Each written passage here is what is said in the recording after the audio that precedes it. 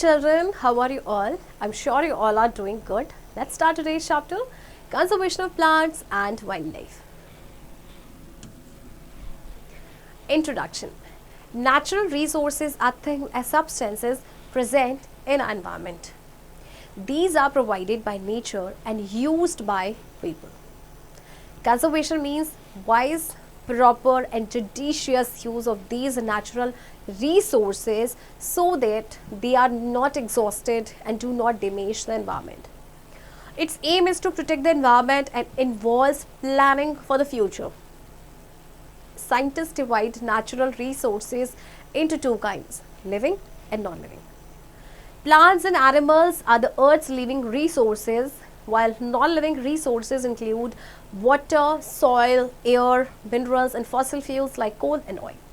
In this chapter, we shall discuss living resources, plants and animals. देखिए natural resources आपके वो substances होते हैं जो आपके इन्वायरमेंट में प्रेजेंट होते हैं. ओके इन्हें नेचर हमें प्रोवाइड करता है और हम इन्हें यूज़ करते हैं. तो कंजर्वेशन का मतलब होता है कि इन रिसोर्सेज का इनको हम प्रॉपरली जुडिशियसली और वाइजली यूज़ करें. ओके ताकि ये एग्जॉस्ट ना हो और हमारे इन्वायरमेंट को डैमेज ना करें.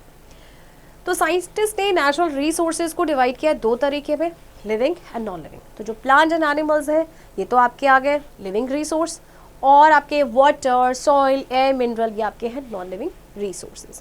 ओके तो इस चैप्टर में हम पढ़ेंगे लिविंग रिसोर्सेज के बारे में, यानी कि प्लांट्स एंड एनिमल्स के बारे में, और हमें उनको क्या कैसे कंजर्व करना है, क्या उनके लिए थ्रेट्स हैं. Right, so let's get started. Biodiversity. When we observe our surroundings, we find different types of plants, ranging from small green grasses to large trees, large variety of animals, from tiny insects to human beings and many other large animals. Besides these, there are microorganisms in the soil, air and water that we can't see by our naked eyes. These varieties of plants, animals and microbes together form the biological diversity or biodiversity of our surroundings. Biodiversity can be defined as a flora and fauna, that is variety of all plants, animals and microbes of a region. It is essential for maintaining the ecosystem. It maintains gaseous composition of atmosphere, controls climate, helps in natural pest control, pollination of plants by insects and birds, soil formation, conservation, water purification, health and conservation, geochemical cycle, etc. Some uses of biodiversity are as follows. देखिए जब आप अपने surrounding को observe करेंगे तो आप देखेंगे कि डिफरेंट टाइप्स ऑफ प्लांट्स होते हैं ना. आपकी छोटी छोटी ग्रास से लेके, जो ग्रीन ग्रास से लेके बड़े बड़े पेड़ होते हैं. एनिमल्स की बहुत सारी वैरायटीज़ है, छोटे छोटे इंसेक्ट्स से लेके ह्यूमन बींग्स और बहुत बड़े लार्ज एनिमल्स हैं. राइट, इसके अलावा माइक्रो ऑर्गेनिजम्स भी होते हैं आपके सॉइल या वाटर में, जिन्हें नेकेड ऐसा तो देखा ही नहीं जा सकता. तो ये जो वैरायटीज़ है प्लांट्स की, एनिमल्स की या माइक्रोब्स की, ये क्या बनाते हैं? ये बनाते हैं बायोलॉजिकल डाइवर्सिटी या बायोडाइवर्सिटी ऑफ द सराउंडिंग. तो बायोडाइवर्सिटी को हम कैसे डिफाइन कर दें? As the flora and fauna. Flora का मतलब है variety of all plants and fauna में आपके आते हैं एनिमल्स एंड माइक्रोब्स उस रीजन के. ओके सो इकोसिस्टम के बैलेंस को मेंटेन करना बहुत ज़्यादा ज़रूरी है. राइट, क्योंकि देखिए ये क्या करता है कि ये गैसेस कॉम्पोजिशन जो है एटमॉस्फेयर का उसको मेंटेन करता है, क्लाइमेट को कंट्रोल करता है, नेचुरल पेस्ट कंट्रोल में हेल्प करता है, प्लांट्स के पॉलिनेशन में हेल्प करता है by insects and birds, soil formation, conservation, water purification etcetera. तो देखिए कुछ यूजेस हैं आपके बायोडाइवर्सिटी के. Number 1, food. All kinds of food are derived from plants and animals. Number 2, drugs and medicines. Around 25% of drugs are obtained from plants. Example, quinine used for treatment of malaria is obtained from Cinchona officinalis. All antibiotics are derived from microbes. Number 3, cultural and aesthetic value. We all enjoy the sight of butterflies, animals, birds and flowers. Ecotourism is a source of income. Number 4, religious values. Plants like tulsi, people, banyan and animals like cow, ox, elephant are worshipped. Biodiversity conservation is essential for the maintenance of ecosystem. It is also required for disposal and pollination in plants, formation and conservation of soil and purification and conservation of water. तो देखिए biodiversity किस तरह से helpful है? सबसे पहले जो food हम डिराइव करते हैं, कहाँ से डिराइव करते हैं? हमारा ज़्यादा सारा खाना प्लांट और एनिमल से आता है। ड्रग्स एंड मेडिसिन जो है आपके आपके प्लांट से आते हैं। आपका जो 25% ड्रग्स है वो ऑब्टेन होता है आपके प्लांट से। जैसे एग्जांपल आपका क्यूनिन, ओके, इसको यूज़ किया जाता है किसके ट्रीटमेंट के लिए? मलेरिया के ट्रीटमेंट के लिए। जितने भी एंटीबायोटिक्स हैं ये सारे आपके माइक्रोब से डिराइव्ड होते हैं। हम जैसे देखिए बटरफ्लाइज, एनिमल्स, बर्ड्स, फ्लावर्स, ये हमें कितने अच्छे लगते हैं, है ना? तो इकोसिस्टम, इको टूरिज्म भी जो है आपका एक सोर्स ऑफ इनकम है। इसके अलावा जैसे कि रिलीजियस वैल्यूज़ भी है, जैसे कुछ प्लांट्स को हम वर्शिप करते हैं, कुछ एनिमल्स हैं जिनकी हम वर्शिप करते हैं। ओके, तो जो बायोडाइवर्सिटी कंजर्वेशन है ना, वो इकोसिस्टम के मेंटेनेंस के लिए बहुत ही ज़्यादा इंपॉर्टेंट है, right? 4.1 extinction and need for conservation. Since life began on Earth, countless species of plants and animals have appeared. Some still remain today, but untold numbers have become extinct or died off. देखिए जब से आपकी ये पृथ्वी start हुई है ना, बहुत सारे काउंटलेस जो स्पीशीज ऑफ प्लांट्स की और एनिमल्स की वो अपीयर हुई, और कुछ इसमें से अभी भी हैं और बहुत सारे ऐसे हैं जो एक्सटिंक्ट हो चुके हैं, right? Extinction is a law of nature and as a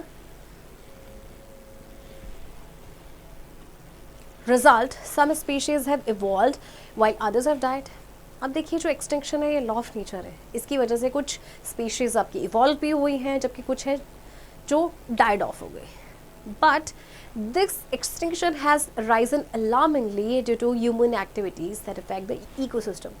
As human population continues to grow rapidly and per capita consumption grows higher, Earth's biodiversity is being exploited at an uncontrolled rate.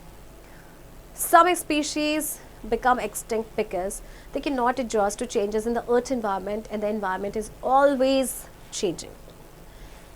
Streams shift course, mountain chains erode and rise, and climates at different places become warmer or colder. देखिए अब ये जो extinction है, अब हालांकि पहले भी होता है बट अब ये एक अलार्मिंग रेट से इंक्रीज हो रहा है बिकॉज ऑफ ह्यूमन एक्टिविटीज़, जिसने पूरे इकोसिस्टम को अफेक्ट किया. अब ह्यूमन पॉपुलेशन है जो कंटिन्यूअसली ग्रो कर रही है, रैपिडली ग्रो कर रही है, जो पर कैपिटा कंजप्शन है वो एक्चुअली में बढ़ता ही जा रहा है, राइट? तो हम अपने जो बायोडाइवर्सिटी, अर्थ की जो बायोडाइवर्सिटी है, हम उससे एक्सप्लोड किए जा रहे हैं इन एन अनकंट्रोल्ड रेट. तो कुछ स्पीशीज़ आपके एक्सटिंक्ट हो गई हैं, उसके रीज़न है देखिए कि जैसे कि इन्वायरमेंट में कुछ चेंजेस आए तो वो उसमें एडजस्ट नहीं कर पाए, और इन्वायरमेंट हमेशा चेंज होता है. इसके अलावा स्ट्रीम शिफ्ट कोर्स है, या माउंटेन चेन्स इरोड हो रही हैं या राइज हो रही हैं, राइट? और जो क्लाइमेट है डिफरेंट प्लेसेस का वो वार्मर होता जा रहा है या कोल्डर हो रहा है, right? Even species undergoes changes, organisms with new traits में appear. These traits may then be passed on to offsprings. If new traits help a specific adjust to environmental change, it survives. Otherwise, it may become extinct. The race to survive often means adapting to environment change. Great natural changes such as shifting landforms usually happen over long periods of time. So it may take hundreds, thousands, or even millions of years for a species to vanish. Today, however, humans and their activities have rapidly increased the pace. Some alterations which people made in the environment caused it to change so rapidly that many species have not been able to keep up. Thus, these species has become extinct. An important goal of conservation is to help in protection of those species of plants and animals that are in the danger of becoming extinct.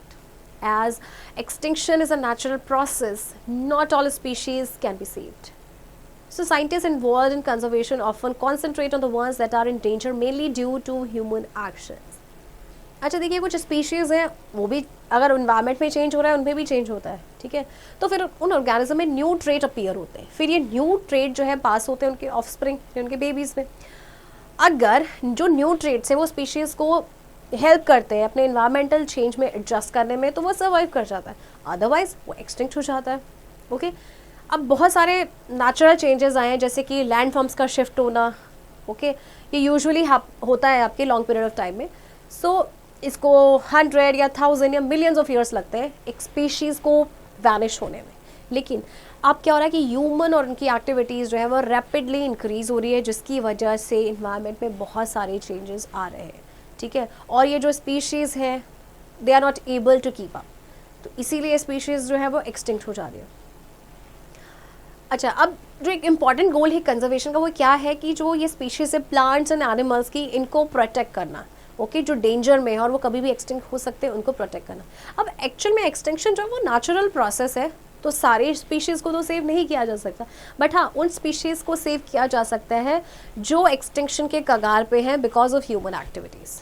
Okay, 4.2 threats to plants. In our ecosystem, vegetation and wildlife are valuable resources. We all know that plants provide us timber, provide shelter to men and animals, produce oxygen we breathe, prevent soil erosion and natural calamities such as floods, high-speed wind, and help in storage of undergoes water. There are some of the innumerable uses of plants. देखिए ecosystem में हमारे जो ecosystem है, vegetation या wild life है, तो हमारे valuable resources हैं। प्लांट से आपको पता है ऑक्सीजन मिलता है, सॉइल कंजर्वेशन में वो हेल्प करते हैं, फ्लड्स को रोकने में हेल्प करते हैं, बहुत सारी चीज़ें करते हैं। Okay, according to an estimate of scientist, world wide 1/10 of the known plants are in danger of extinction. This means that around 20,000 different kinds of plants are close to extinction. Vegetation in general is suffering in many parts of the world. The reason are as follows. अच्छा, एक estimation के according scientist ने कहा है कि जो 1/10 है ना नोन प्लांट का, वो डेंजर में है। Danger of what? In danger of extinction, यानी कि 20,000 डिफरेंट काइंड ऑफ प्लांट्स हैं which are close to extinction. तो रीज़न क्या है इसके? Number 1, erosion and overgrazing in the Middle East for instance have turn forest into barren land. Number 2, clearance of land for farms, cities and other large communities. For example, today the largest forest on the earth, the tropical rainforests, are being destroyed for these very reasons. When the forest trees are cut, not only are they lost, but thousands of other plants that live on or among the trees also vanish. देखिए इसके reason ये है कि देखिए erosion या फिर ओवरग्रीजिंग हो रहा है, राइट? इसके अलावा लैंड को हम क्लियर कर रहे हैं, हम फॉरेस्ट को क्लियर कर रहे हैं लैंड बनाने के लिए, है ना? तो आपके जैसे ट्रॉपिकल रेन फॉरेस्ट है डिस्ट्रॉय हो रहे हैं इन सारे रीजन की वजह से। तो जब फॉरेस्ट ट्रीज को कट किया जाता है तो वो तो लॉस्ट होता है, बट जो थाउजेंड्स ऑफ दूसरे प्लांट्स हैं जो रहते हैं, ठीक है, वो भी आपके वैनिश हो जाते हैं। Number 3, migration of animals. For examples, when goats are sent from the United States mainland to some parts of Hawaii islands, they ate a vast number of wild plants. Hawaii, red cranesbill is a geranium which is endemic to Hawaii Islands. It is found on the island of Maui. There are only 500 individuals left and the beautiful flower has almost been eaten into extinction by these goats. Number 4, cattle trample. Many young rare plants, rakers crush them as well. Some rare plants are uprooted by people and carried away as house plants. Resorts for tourists and housing developments have been built on land where some rare species grew. Sometimes people cut rare plants just for fun. अच्छा देखिए, कई बार क्या होता है, migration होता है animals का, उसकी वजह से भी प्लांट डिस्ट्रॉय हो जाते हैं। जैसे कि जब गोट्स को भेजा गया यूनाइटेड स्टेट के मेनलैंड से कुछ हवाई आइलैंड के कुछ पार्ट्स में, तो उन्होंने वहाँ पे एक वाइल्ड प्लांट है जिसका नाम है हवाई रेड क्रेन्सबिल. ओके, ये जेरेनियम है जो सिर्फ हवाई आइलैंड में ही पाया जाता है. ओके, तो उसके बाद ये आपका पाया जाता है आपका on the island of Maui. तो 5 इंडिविजुअल सिर्फ बच गए थे. ये बहुत अच्छा फ्लावर, बहुत ब्यूटीफुल फ्लावर होता है, और इसको ऑलमोस्ट खा लिया था इन गोट्स ने जब उनको वहाँ छोड़ा गया. तो इसके अलावा देखिए जैसे कि छोटे छोटे यंग रेयर प्लांट्स होते हैं, कई बार व्हीकल्स उन्हें क्रश कर देते हैं, कुछ रेयर प्लांट्स को अपरूट कर देते हैं लोग और अपने घरों में ले जाते हैं. ठीक है, रिजॉर्ट्स जो टूरिस्ट के लिए बनते हैं या हाउसिंग डेवलपमेंट जो है इन लैंड पे बन जाते हैं जहाँ पे ये रेयर स्पीशीज़ होती है. और कई बार लोग जो इन रेयर प्लांट्स को जस्ट फॉर फन ऐसे ही उसको क्या कर देते हैं, उखाड़ के लेके चले जाते हैं या कट करके चले जाते हैं. Right. 4.3 need and measures to conserve plants. Need. In the long run, the threat to plants is a real threat to us, humans as well. Throughout history, about 3,000 different types of plants and their parts have been used as food. Today, most food comes from about 15 kinds of plants, chiefly grains. If wild plants are destroyed, where will the new food sources of the future come from? Also, many medicines are obtained from plants. Each time a species of plants vanishes, the chances of finding a new source of food or medicine are reduced. अच्छा, अब ज़रूरत क्या है plants को conserve करने की? देखिए, plants एक लॉन्ग रन में अगर जो प्लांट्स को थ्रेट होगा, फिर वो अल्टीमेटली ह्यूमन को के लिए भी एक रियल थ्रेट बन जाएगा, ठीक है। तो थ्रू आउट हिस्ट्री लगभग आपके 3000 डिफरेंट टाइप्स ऑफ प्लांट्स और उनके पार्ट्स हैं, उनको यूज़ किया गया है एज फूड। आज के टाइम पे जो ज़्यादातर हमारा खाना है वो कहाँ से आता है? आपके प्लांट से। 15 काइंड्स ऑफ प्लांट्स, और उसमें से मेनली आपके क्या है? ग्रेन्स है। अगर वाइल्ड प्लांट्स को डिस्ट्रॉय कर दिया जाएगा तो न्यू जो फूड रिसोर्सेज है वो कहाँ से आएगा? मेडिसिन जो प्लांट से आती हैं, ठीक है, आपकी बहुत सारी आती हैं, तो अगर हम इन प्लांट्स को डिस्ट्रॉय कर देंगे तो वो कहाँ से आएंगे? ओके, अब जैसे अगर हर टाइम जो स्पीशीज़ है प्लांट का वो आपका वैनिश हो जा रहा है, गायब हो जा रहा है, तो जो चांसेस है ना न्यू सोर्स ऑफ फूड या मेडिसिन के फाइंड करने के, वो और भी कम हो जाते हैं, right. Measures, some measures to conserve plants are as follows. अब हम क्या स्टेप्स ले सकते हैं प्लांट्स को कंजर्व करने के लिए? Number 1, forestry. Forestry is the practice of caring for forests to maintain the quality and number of trees in the following ways. Now, A. Foresters plant and care for young trees and select trees for felling. B. They survey and map forest. C. They keep a watch on the forest and its user and help to fight any fires that may break out. D. They fence the forest to prevent animals such as deer and rabbits entering and destroying young trees. E. They also prevent people from taking away timber which is illegal. तो देखिए, forestry आपकी practice है जिसमें forest की care की जाती है, ठीक है, नंबर ऑफ़ ट्रीज़, उनकी क्वालिटी को मेंटेन किया जाता है। तो फॉरेस्टर्स क्या करते हैं? देखिए, वो ट्रीज़ को प्लांट करते हैं, फिर वो यंग ट्रीज़ की देखभाल करते हैं और फिर ट्रीज़ को सिलेक्ट करते हैं कि किसको काटना है। ओके, फिर ये सर्वे करते हैं, मैप करते हैं फॉरेस्ट का, फॉरेस्ट और उसके यूजेस पे नज़र रखते हैं। कोई भी फायर अगर होती है तो उसको ये प्रिवेंट करते हैं। इसके अलावा फॉरेस्ट को फेंस करते हैं जैसे कि कोई एनिमल्स ना आ सके, जैसे डियर या रैबिट। इसके अलावा ये लोगों को वहाँ से टिम्बर लेने भी नहीं देते हैं, right, which is illegal also. Number 2, wise deforestation. Deforestation is essential to meet human needs, but the following precautions should be taken while felling trees. अच्छा देखिए, डिफॉरेस्टेशन इम्पॉर्टेंट तो है, असेंशियल तो है, बट कुछ प्रिकॉशंस रखने चाहिए, जैसे कि A. Only a small portion of the total number of trees in a forest should be cut down at a time. B. Trees may be felled here and there throughout the forest, in which case the trees are left to replace themselves naturally by scattering seeds. C. Alternatively, the forester may clear a patch at a time.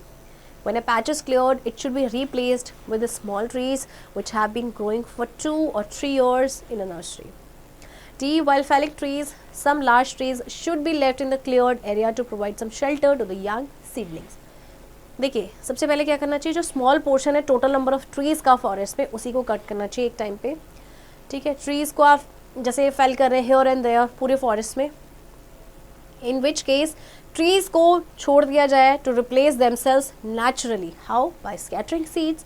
इसके अलावा देखिए, जो forester है वो एक patch को एक time पे क्लियर करे, और जब वो पैच क्लियर हो जाए तो इसको रिप्लेस कर देना चाहिए विद स्मॉल ट्रीज़। और जब ट्रीज़ को फेल किया जाए तो जो कुछ लार्ज ट्रीज़ हैं उनको रख देना चाहिए, जिससे कि जो छोटे सीडलिंग्स हैं उनको शेल्टर मिल सके। 3. Afforestation. We should plant seedlings in areas where forest formerly grew to afforest these areas. Planting trees on areas that had never before supported forests will also help in conserving plants. 4. Botanical gardens. Botanical gardens should be established to protect rare species. 5. Prevention of overgrazing.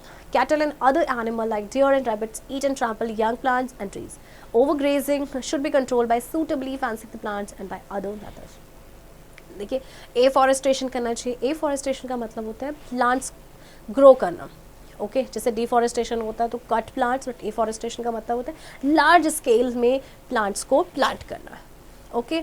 और इसके अलावा botanical gardens establish करने चाहिए। Botanical gardens में आपके rare species होती हैं plants में। ओवरग्रेजिंग को प्रिवेंट करना चाहिए, ठीक है, जिससे कि क्या हो कि एनिमल जो है वो जो यंग प्लांट्स या ट्रीज़ हैं उनको वो पूरा ना खा सकें या उन्हें ख़राब ना कर सकें, ओके। तो ये कैसे किया जा सकता है? अगर फेंसिंग की जाए प्लांट्स की।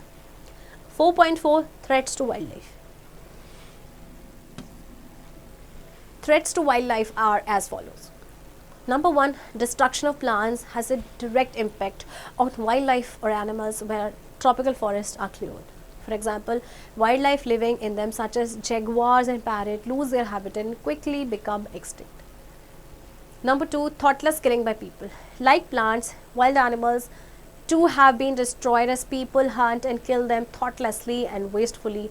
For example, in colonial times, a bird called the passenger pigeon was so numerous in eastern North America that its flukes darkened the sky.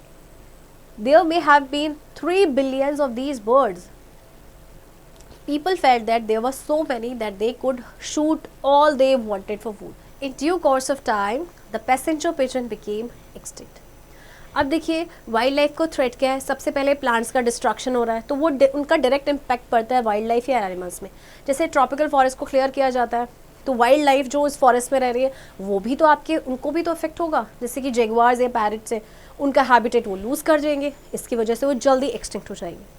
Thoughtless killing होती है, जैसे प्लांट्स की तरह वाइल्ड एनिमल्स को भी डिस्ट्रॉय किया जा रहा है. लोग मतलब अब हंटिंग के लिए उनको मारते हैं. ओके जैसे कि कॉलोनियल टाइम्स में एक बर्ड जिसका नाम था पैसेंजर पिजन, वो इतने ज़्यादा थे ईस्टर्न नॉर्थ अमेरिका में कि जब उनका झुंड जाता था ना तो पूरा स्काई डार्क हो जाता था. और लगभग ये रहेंगे 3 बिलियन बर्ड्स की जो पॉपुलेशन थी 3 बिलियन. तो लोगों को लगा कि वो इतने ज़्यादा है कि वो उनको शूट करने लगे अपने खाने के लिए. और कुछ टाइम के बाद जो पैसेंजर पिजन है वो एकदम एक्सटिंक्ट हो गए. Number 3, uncontrolled hunting threatens several animal species today. Although the black rhinoceros is protected by law in many African countries, people still kill it not for food but for its home. Number 4, growing human population causes another problem for large animals like rhinos and elephants. People farm in areas where these animals live. Farmers do not want the animals eating crops and trampling the land, so they kill these animals or ask the government to remove them. अच्छा इसके बाद देखिए जो uncontrol hunting हो रही है animal species की, उसकी वजह से भी एक्सटिंक्ट के कगार पे है. जैसे कि ब्लैक राइनोसेरस जो है ये प्रोटेक्टेड है मैनी अफ्रीकन कंट्रीज़ में, बट स्टिल लोग इनकी हंटिंग करते हैं फूड के लिए नहीं बल्कि इसके हॉर्न के लिए. ह्यूमन पॉपुलेशन आपकी बढ़ती जा रही है ना. तो अब ह्यूमन पॉपुलेशन जो है वो एक दूसरा प्रॉब्लम बन गया है राइनोज और एलिफेंट जैसे बड़े एनिमल्स के लिए. तो जो लोग फार्मिंग करते हैं तो यहाँ पे ये वहीं पे करते हैं जहाँ पे ये एनिमल्स रहते हैं. तो फार्मर्स नहीं चाहते कि एनिमल्स आए इनकी क्रॉप्स को नष्ट पहुँचाए, तो इसीलिए या तो वो इन एनिमल्स को किल करते हैं या फिर गवर्नमेंट को कहते हैं कि वो उनको इनसे यहाँ से हटाए. 4.5 conservation of wild life. The Wildlife Protection Act was passed with the Government of India in 1972. Wildlife needs to be protected from hunters. A number of laws have been passed to prevent hunting of animals. Illegal hunting of animals is called poaching. देखिए जो wild life protection act था ये आपका 1972 में इसे Indian government ने पास किया था. ओके अब इसमें क्या है कि जो वाइल्ड लाइफ्स है उनको प्रोटेक्ट करना है हंटर्स से. बहुत सारे लोग जो हैं एनिमल्स को इलीगली हंट करते हैं, राइट, तो उसे कहा जाता है poaching. World Wildlife Fund WWF operates on a global scale and is represented in 25 countries. It raises money for conservation projects in different parts of the world with particular emphasis on endangered species and their habitats. Convention on International Trade in Endangered Species gives protection to thousands of plants and animals by persuading government to restrict or ban trade in endangered species or their products. There are about 70 countries which follow this convention. तो देखिए जो WWF है वो एक global scale operate करता है, global scale पे operate करता है और ये 25 कंट्रीज़ में रिप्रेजेंटेड है. ये मनी रेस करता है ऐसे प्रोजेक्ट्स की कंजर्वेशन के लिए वर्ल्ड के डिफरेंट पार्ट्स में. ओके जो आपका convention on national trade and endangered species है ये thousands of plants and animals को प्रोटेक्शन प्रोवाइड करता है. कैसे, मतलब वो जो इंडेंजर्ड स्पीशीज़ है इनके ट्रेड को ही बैन कर देता है या फिर उनके प्रोडक्ट्स को. और ये आपके लगभग 70 कंट्री है जो इस कन्वेंशन को फॉलो करती है. International whaling commission was set up to protect whales from extinction because to uncontrol killing. अब ये जो IWC है whaling commission, international whaling commission, ये व्हेल्स को प्रोटेक्ट करती है. Okay There are two kinds of conserving biodiversity. In situ, on-site conservation, which means protecting wildlife in natural habitat, and ex situ, off-site conservation, which means conserving wildlife outside their surroundings, as in zoological parks. The endangered, vulnerable and rare species have been provided special protection in their natural habitats like reserve forest, biosphere reserves, national parks and sanctuaries. Wildlife sanctuaries and national parks are protected forests to preserve endangered species all across the world. Grazing, felling trees and hunting animals are prohibited here. Captive breeding have been highly successful and has saved many endangered species from extinction. Breeding endangered animals under controlled condition to protect their babies is called captive breeding. Hunting has been completely banned and national parks, sanctuaries and biosphere reserves have been set up by different governments as a step toward conserving biodiversity. तो देखिए दो तरीके हैं biodiversity को conserve करने के लिए. एक तो है ऑन साइट, इसका मतलब कि वाइल्ड लाइफ को उनके नेचुरल हैबिटेट में प्रोटेक्ट करना. एक होता है ऑफ साइट, मतलब कि वाइल्ड लाइफ को उनके सराउंडिंग के आउटसाइड प्रोटेक्ट करना, जैसे कि आपके जोलॉजिकल पार्क्स में होते हैं. तो जो एंडेंजर्ड, वल्नरेबल और रेयर स्पीसीज होती हैं, इनको स्पेशल प्रोटेक्शन प्रोवाइड की जाती है उनके नेचुरल हैबिटेट्स में, जैसे कि बायोस्फीयर रिजर्व्स, नेशनल पार्क्स या फिर सेंचुरीज में. अच्छा, फिर यहाँ पे जो ग्रेजिंग या फैलिंग होती है ट्रीज़ की या हंटिंग, इनकी प्रोहिबिटेड होती है. कैप्टिव ब्रीडिंग जो है ये हाईली सक्सेसफुल रहा है, क्योंकि बहुत सारी जो एंडेंजर्ड स्पीशीज़ है ना वो एक्सटिंक्शन से बच गई हैं. ठीक है, तो इसमें क्या होता है कि एंडेंजर्ड एनिमल्स का ब्रीडिंग होता है कंट्रोल्ड कंडीशन में, जिससे उनके बेबीज़ को बचाया जा सके. That is called captive breeding. और जो हंटिंग है वो कम्प्लीटली बैन कर दी गई है. और जो नेशनल पार्क्स या सेंचुरीज एंड बायोस्फीयर रिजर्व्स हैं, बहुत सारे सेटअप किए गए हैं डिफरेंट गवर्नमेंट से. National parks. These are protective areas reserved exclusively for preserving the flora and fauna. Landscape, that is the entire ecosystem and monuments of historic importance of an area. In these areas, grazing and cultivation are completely prohibited. There are 92 national parks in our country. देखिए national park आपके protected areas होते हैं, ये exclusively reserved होते हैं ताकि flora and fauna को preserve किया जा सके, या लैंडस्केप को, या पूरा जो एंटायर आपका इकोसिस्टम है. तो इस एरिया में ग्रेजिंग और जो कल्टीवेशन है वो पूरी तरह से आपकी प्रोहिबिटेड होती है. एंड हमारी कंट्री में आपके 92 नेशनल पार्क्स हैं. Famous national parks in India. Satpura national park in the Satpura hills of Madhya Pradesh is the most tiger dense jungle in the country. Ranthambore National Park of Rajasthan is a dry, deciduous jungle and an outside example of Project Tiger's efforts at conservation in India. Corbett National Park in Uttarakhand is a vast wilderness with birds, wild elephants and tigers. Gir National Park in Gujarat is the sole home of the rare Asiatic lion. देखिए जो आपके जो Asiatic lion है वो सिर्फ आपके गिर forest में पाए जाते हैं, गिर नेशनल पार्क में. ओके, बाकी आपके सतपुरा नेशनल पार्क जो आपके मध्य प्रदेश के सतपुरा हिल्स में सबसे ज़्यादा टाइगर आपके यहाँ पाए जाते हैं. रणथंबोर नेशनल पार्क जो राजस्थान का है, यहाँ पे आपका जो प्रोजेक्ट टाइगर इफेक्ट उसको लेके आया गया था, right. Kaziranga National Park and Manas National Park of Assam are the only surviving habitats of the one-horned rhino in India. So one-horned rhino India में आपके मात्र इन नेशनल पार्क्स में पाए जाते हैं. Okay, Kanha national park in Madhya Pradesh is one of the India's most beautiful forest. Sundarban national park in the Ganga Brahmaputra Delta, the largest estuarine delta in the world, is home to the Royal Bengal tiger. The forest also has countless forms of colorful life. Royal Bengal tiger आपका यहीं पाया जाता है. Bandipur National Park, lying halfway down the Mysore-Ooty highway, is one of the first tiger reserves in India and the southernmost of the 9 reserves especially established under Project Tiger. Sultanpur National Park in Haryana is a stretch of marshy land that has been remodeled and converted into a water body. The park is home to a large number of birds, both resident and migratory. Sultanpur national park में आपके जो birds हैं काफ़ी सारी हैं, मतलब जो यहाँ रहने वाली तो है ही, साथ ही साथ जो माइग्रेटरी बर्ड्स हैं वो भी यहाँ पे आती है. की points: the illegal hunting of animals is called poaching. Conservation may be defined as a management and sustainable use of natural environment and natural resources. Extinction is a law of nature, and as a result, some species have evolved while others have died. An important goal of conservation is to help protect those species of plants and animals that face the danger of extinction. Biodiversity can be defined as the flora and fauna, that is variety of plants, animals and microbes of a region. It is essential for maintenance of ecosystem. Forestry is the practice of caring for forests to maintain the quality and number of trees. Afforestation means planting trees on areas that have never before supported forests. Breeding endangered animals under controlled condition to protect their species is called captive breeding.